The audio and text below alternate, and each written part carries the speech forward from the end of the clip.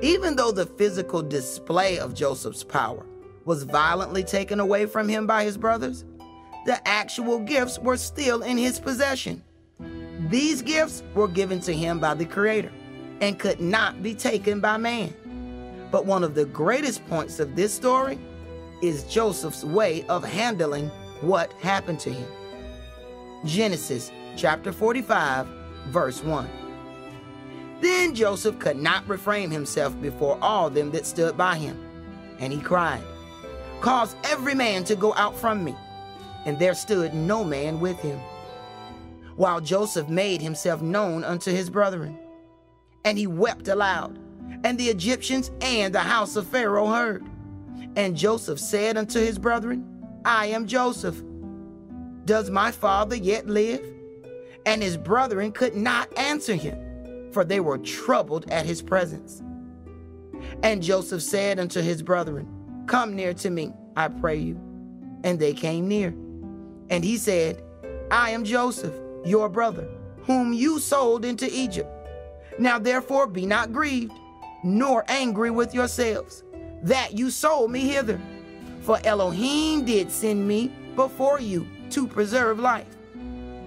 For these 2 years hath the famine been in the land, and yet there are 5 years in the which there shall neither be earing nor harvest. And Elohim sent me before you to preserve you a posterity in the earth, and to save your lives by a great deliverance. So now it was not you that sent me hither, but Elohim. And he have made me a father to Pharaoh, and lord of all his house, and a ruler throughout all the land of Egypt." Joseph came to the realization that the Most High was in charge of all things. Those evil things had to come upon him to force him out of the comfort of his own land and into servitude in another land. It was through these hardships that he was able to save his family. The story of Joseph is a foreshadowing of Christ. Just as Christ was hid in Egypt, so was Joseph. Just as Christ was betrayed by his brothers, so was Joseph.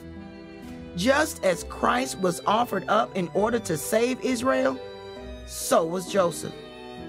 And just as Christ forgave them that despitefully used him and persecuted him, so did Joseph.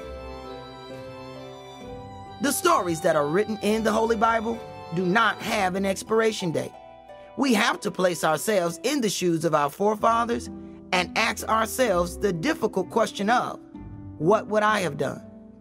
If your brothers had betrayed you, contemplated killing you, but instead sold you into slavery, what would you do? We must also add into the equation that all power was placed into Joseph's hand. So he could have done what he wanted to his brethren, because he had all power in Egypt while they had none. This is the true measure of a man. What will you do when it is in your power to do it? Joseph was truly proven in battle, as he did not revenge himself against his brothers. He instead used his power to save them. These are examples of spiritual higher ground that we all should strive for. We are but fleshly men and women, so we will fall. But a just man falls 7 times.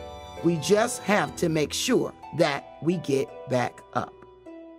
Since everything in this day and age is about our convenience, it is difficult for us to imagine that the Most High Covenant Elohim of Israel is not out for our convenience. He is out for our salvation.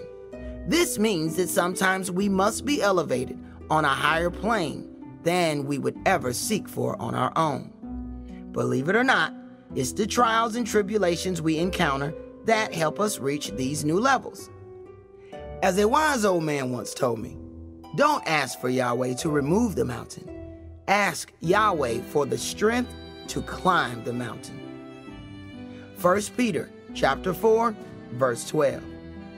Beloved, think it not strange concerning the fiery trial which is to try you, as though some strange thing happened unto you. but rejoice, inasmuch as you are partakers of Christ's sufferings, that when his glory shall be revealed, you may be glad also with exceeding joy.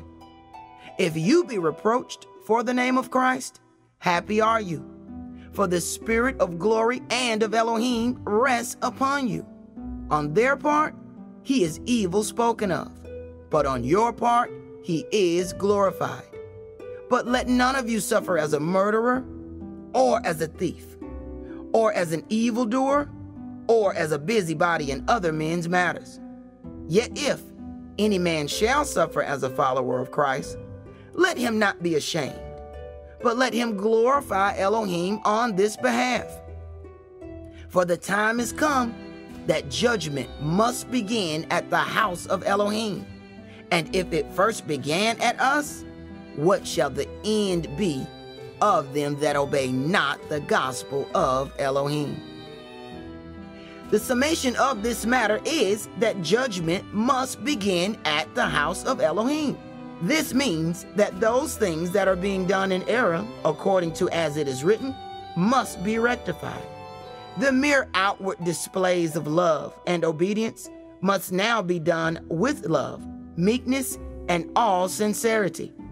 Judgment is a scary but a very necessary action if righteousness is to be obtained. No doubt, some of these trials will rock the very core of what we stand upon, but we were given spiritual examples of how to deal with these things. Matthew chapter 4, verse 1. Then was Yahshua led up of the Spirit into the wilderness to be tempted of the devil. And when he had fasted 40 days and 40 nights, he was afterward and hungered. And when the tempter came to him, he said, If you be the Son of Elohim, command that these stones be made bread. But he answered and said, It is written, Man shall not live by bread alone, but by every word that proceeds out of the mouth of Elohim. Then the devil taketh him up into the holy city, and sets him on a pinnacle of the temple, and says unto him, If you be the Son of Elohim, cast yourself down, for it is written, He shall give his angels charge concerning you, and in their hands they shall bear you up, lest at any time you dash your foot against a stone. Yahshua said unto him, It is written again, You shall not tempt Yahweh your Elohim. This altercation between Yahshua and Lucifer shows us how to deal with spiritual warfare. We must first observe that Lucifer is crafty in mishandling the word. Lucifer was taking truthful statements contained in the word, but using them out of context, thereby taking the truth of the word of Elohim and using it deceitfully. We must also notice how the Son of Elohim fought back. He fought the word with the word. It's called trying the Spirit by the Spirit. We must be careful how we hear what we hear. When Lucifer said, It is written, Yahshua fought back with, It is written again.